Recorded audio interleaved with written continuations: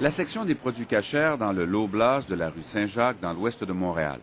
3 commerces de la chaîne offrent ce service à la clientèle juive.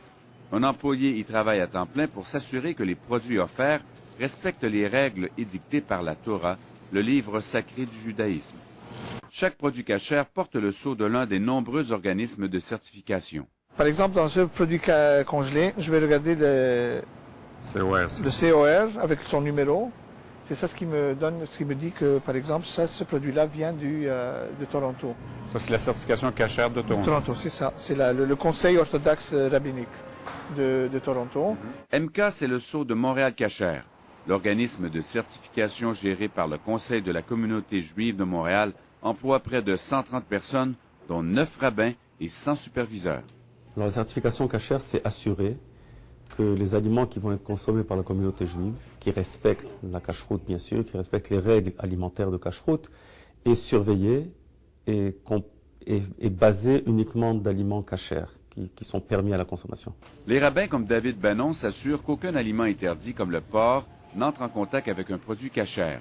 Ils bénissent les matières premières et les lignes de production. On s'assure par des visites ou par, bien sûr en allant depuis le début, à partir de la fabrication, tous les ingrédients qui rentrent dans cet aliment par exemple, s'assurer d'où est-ce qu'il provient et s'assurer que tout le long du processus de fabrication, il n'y a pas d'autres mélanges qui se font.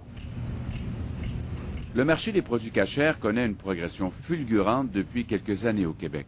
Plus de 550 entreprises, dont plusieurs importantes, ont obtenu la certification MK et les rabbins québécois ne fournissent pas à la demande. Vous ne vous en êtes probablement pas rendu compte en faisant votre épicerie, mais vous achetez des produits cachers tous les jours. Des petits pains de hamburger et des petits pains de hot dog qui sont cachers. Donc, tous leurs pains hamburgers sont cachers. C'est ça, la plupart. Ça, c'est cachère? La désignation, le triangle K avec un D.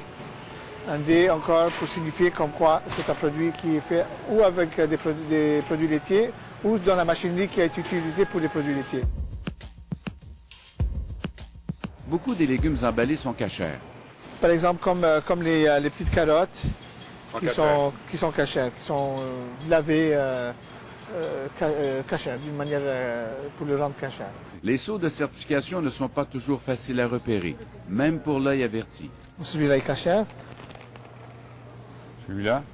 Dans le Minute Rice, il faut vraiment chercher des fois. Parce Même que un expert comme vous, dont c'est le travail. il les cache les... Oui, voilà. Il est. Il faut peu de temps pour remplir son panier de produits cachers. Et vous avez aussi dans les produits, toutes les croustilles. Ça aussi, hein? Oui, vous allez trouver, la plupart des croustilles sont marquées dairy. Ça c'est cachère, celui-là. Cachère? Oui. Lui ici aussi? Oui. Ça c'est cachère, Ça c'est cachère, ça c'est cachère aussi. Ça c'est cachère. Celui-là. Celui-là. Celui-là. Celui-là encore. Celui-là encore. Combien vous direz que dans le magasin, dans le commerce, c'est combien le pourcentage de produits cachers?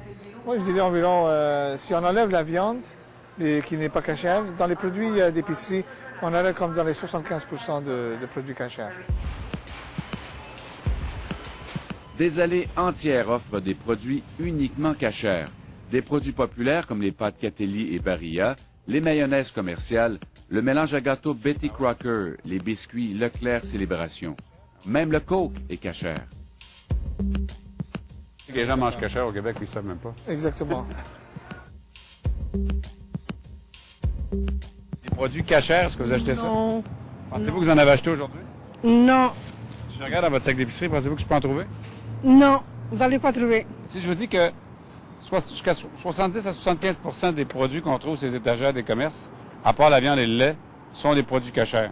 Ah ben alors, vous m'étonnez vraiment, oui. Vous me l'apprenez, je ne savais pas, non. Vous voyez ça ici, là, le cas? OK. Vous savez comment? Vos céréales, ici, elles sont cachères. Ah, OK. Moi, je savais pas. Si on fouille dans votre sac d'épicerie, on va en trouver beaucoup. Alors, mais c'est mon père, c'est ça? Ou? Hein? Non. Ah, bon. Ça ici, là, Oui. c'est ouais, ça, c'est une certification qui dit que vos pâtes sont cachères. Mais il faut le savoir. Nous n'allons chercher personne, ce sont les entreprises qui nous contactent. Donc si elles nous contactent, c'est parce qu'il y a un marché, une demande, et ils coopèrent absolument. Qu'est-ce qui pousse les entreprises, justement, à venir aussi nombreuses? Ben, c'est le marché, c'est la demande. Pourtant, la communauté juive ne compte que 100 000 membres, dont à peine 35% mangent cachère, selon le Conseil. Ça représente donc 35 000 personnes, un micro-marché dans une population de 7 millions.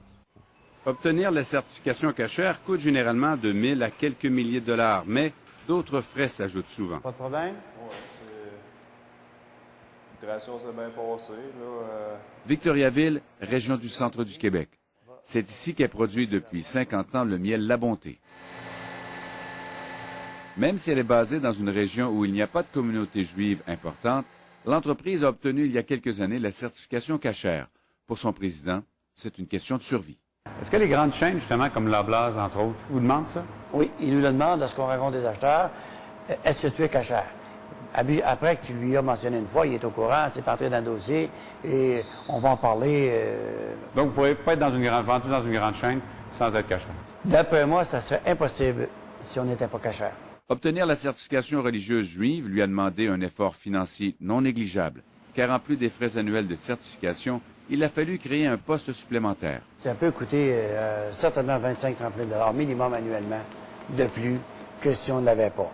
C'est de l'argent quand même. C'est de l'argent, mais comme je vous disais tantôt, en alimentation, les profits sont limités, mais on doit l'avoir. Si on ne l'avait pas, je suis convaincu qu'il y aurait plusieurs marchés qu'on perdrait parce qu'on n'a pas notre certification cachère.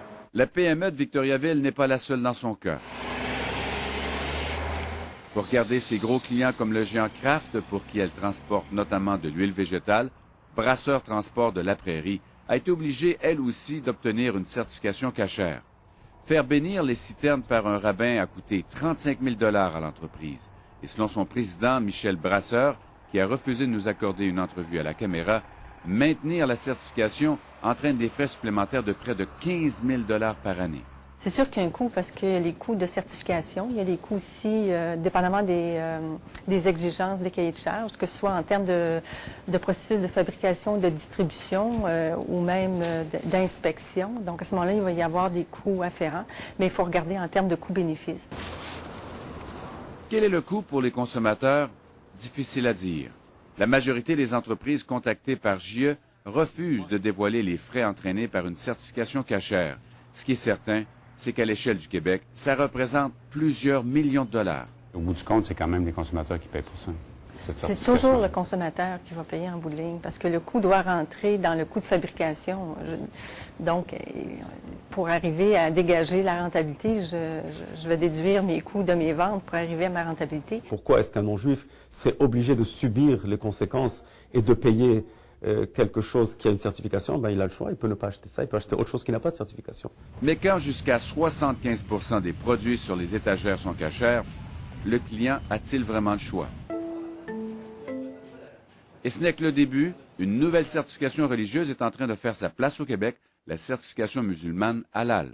Le développement du marché halal commence, voilà, petit à petit, voilà. Mais maintenant, dans un an, le marché halal dépasse maintenant 2,5 millions de dollars à l'île de Montréal seulement. Donc, ça attire, ce n'est pas rien du tout. La certification halal a d'autant plus d'avenir que les musulmans sont 2 fois plus nombreux que les juifs au Québec.